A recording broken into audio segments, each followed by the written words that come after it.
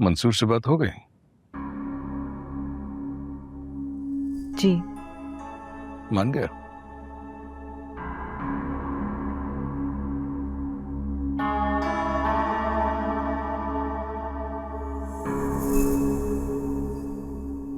शायद तुम्हें मेरे काम करने का तरीका समझ में ना आता हो,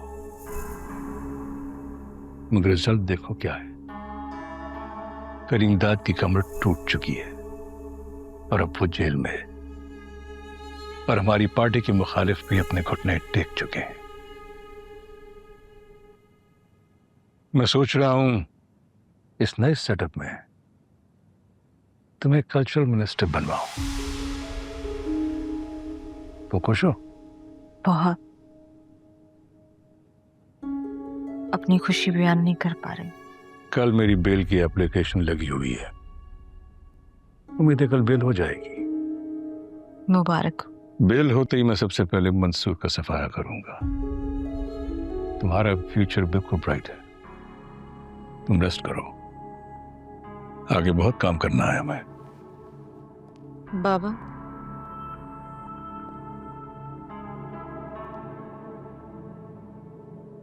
अगर कल सीएम हमारी पार्टी से ना बना तो? मुमकिन ही नहीं है, वोट्स पूरे हैं, कोई चांस ही नहीं है।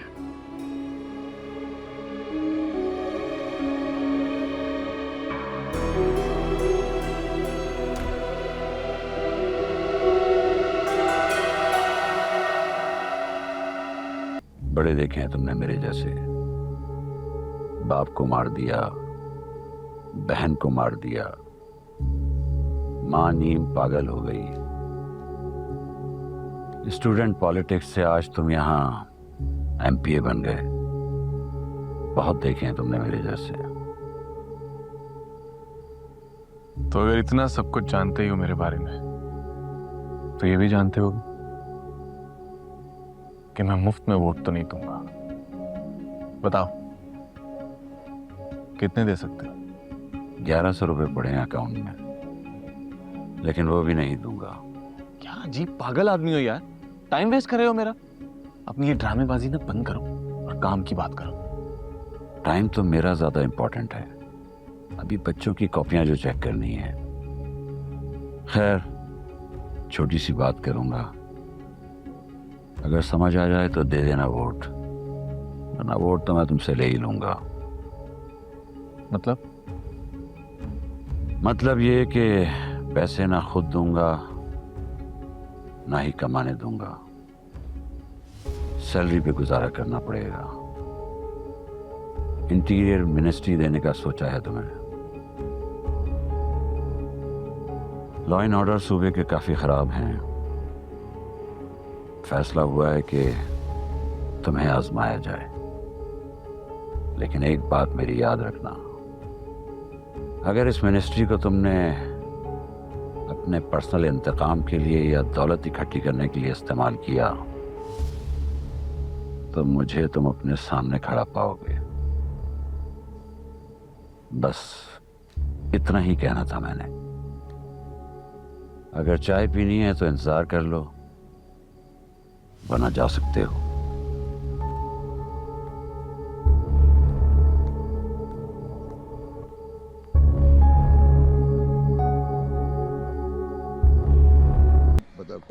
जाओ।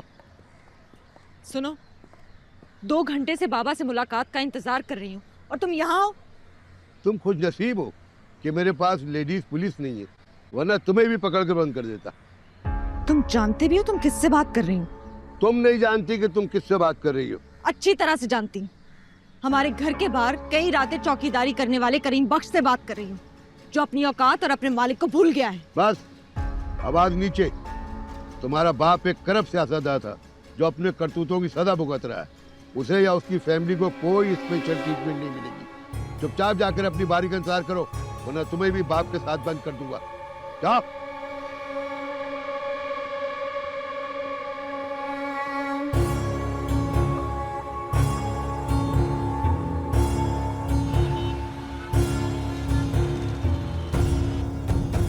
तुम्हारा दिमाग इन 3 महीनों में ठिकाने पर आ गया? ये अभी तक लोगों की भलाई का भूत सवार है। आप ही बताएं क्या करती हैं? क्या गलती है मेरी? मुझे गोली लगी थी, मर सकती थी मैं। तब भी आपको हुकूमत बनाने की पड़ी थी। बेटी नजर नहीं आई आपको। अगर एक डॉक्टर अपने बेटे को डॉक्टर बनाना चाहता है तो उसका बेटा उससे ये इख्तलाफ क्यों नहीं करता कि मुझे चीर फाड़ की तरबियत क्यों दी? जवाब दो। एक दर्जी की औलाद उससे ये क्यों नहीं पूछती कि मुझे कैंची और सुइयां चलाना क्यों सिखाया? एक इंजीनियर अपनी औलाद को बिल्डिंग बनाने के अलावा गिराने की तरबियत भी देता है। मैंने भी यही किया। वो सिखाया जो मुझे आता था। सियासत में दिल पत्थर का होना चाहिए, किया पत्थर का, ताकि तुम्हें आगे जाते देख सको। खुद को जेल तक ले आया। किस लिए? कोई और वजह सिवाय तुम्हारे करिए?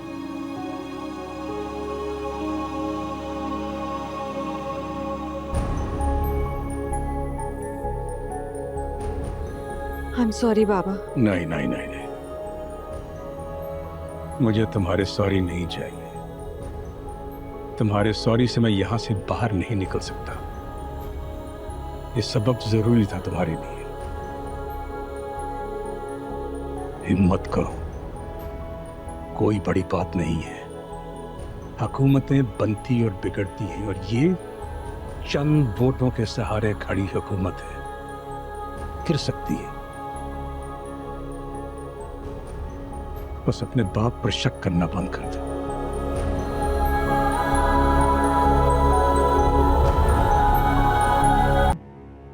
मुबारक हो।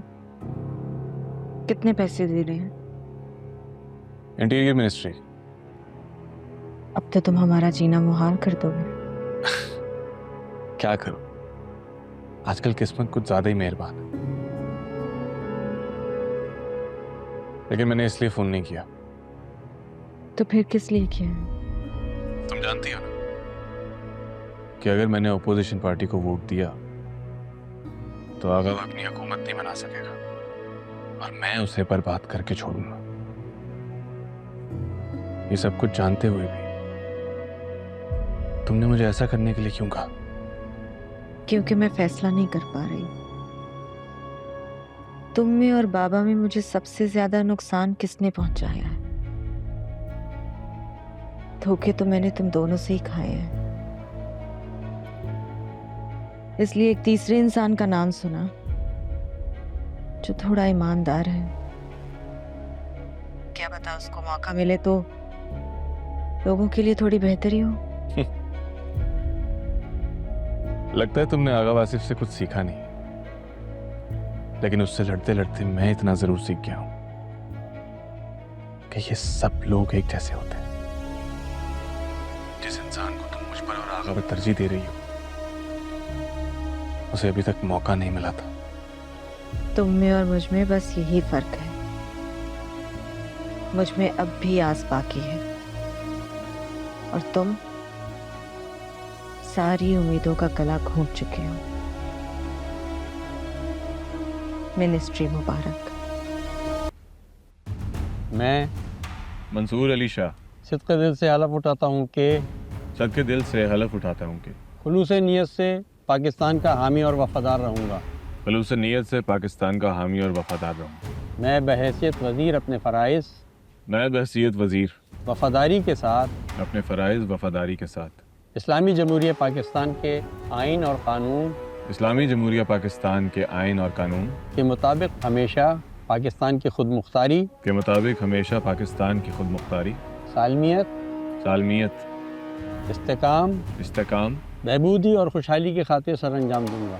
बहबूदी और खुशहाली की खातिर सर अंजाम दूँगा। मैं इस्लामी नज़रिए को, मैं इस्लामी नज़रिया को जो तख्लीक़ पाकिस्तान की बुनियाद है, जो तख्लीक़ पाकिस्तान की बुनियाद है, बरकरार रखने के लिए कोशा रहूँगा। बरकरार रखने के लिए कोशा रहूँगा। मैं अपने ज़ाती मुफाद को सरकारी काम या अपने सरकारी फैसलों पर असरअंदाज नहीं होने दूँगा। अपने ज़ाती काम को सरकारी काम या सरकारी फैसलों पर असरअंदाज नहीं होने दूंगा। अल्लाह ताला मेरा हामी और नासिर हो। अल्लाह ताला मेरा हामी और नासिर। आमीन। आमीन।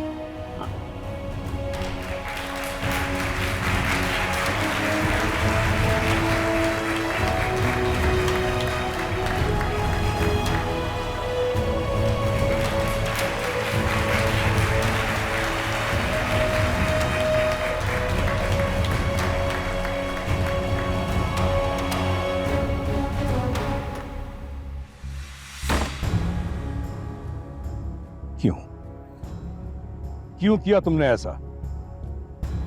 मैंने कुछ नहीं किया, आपकी दुश्मनी और आपकी अना ने किया है सब। मेरी अना इतनी सस्ती है कि तुमने एक मामूली किसान के बेटे के सामने से रोन दिया? आप बहुत आगे बढ़ गए थे बाबा, आपको रोकना जरूरी था। इसका फैसला तुम करोगी? आपने भी तो वही किया मेरे साथ। जब मुझे सबसे ज्यादा अपने बाप की जरूरत थी, तब भी आप सियासतदान बने रहे मेरे। तुम्हें अंदाजा ही नहीं है तुमने क्या किया है।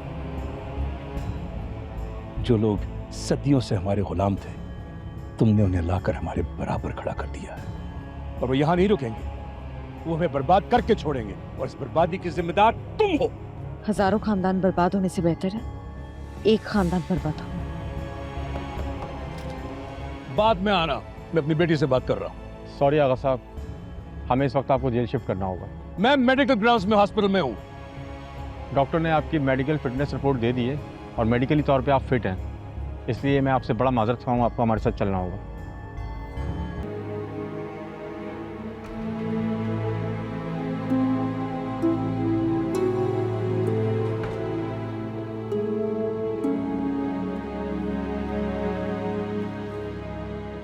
क्या हो गया है आपको? क्यों हर चीज को आपने सर पे सवार कर लिया है?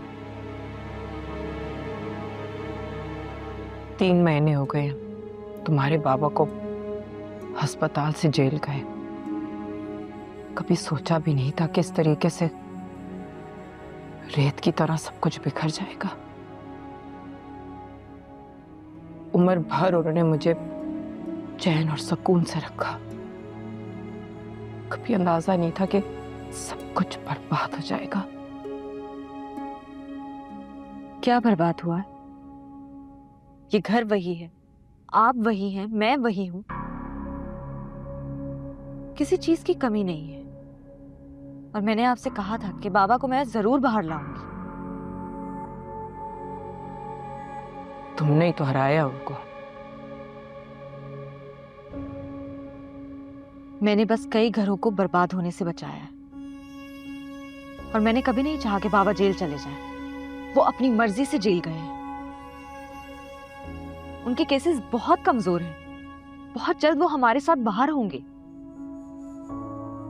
मंसूर के होते हुए वो कभी बाहर नहीं आ सकते।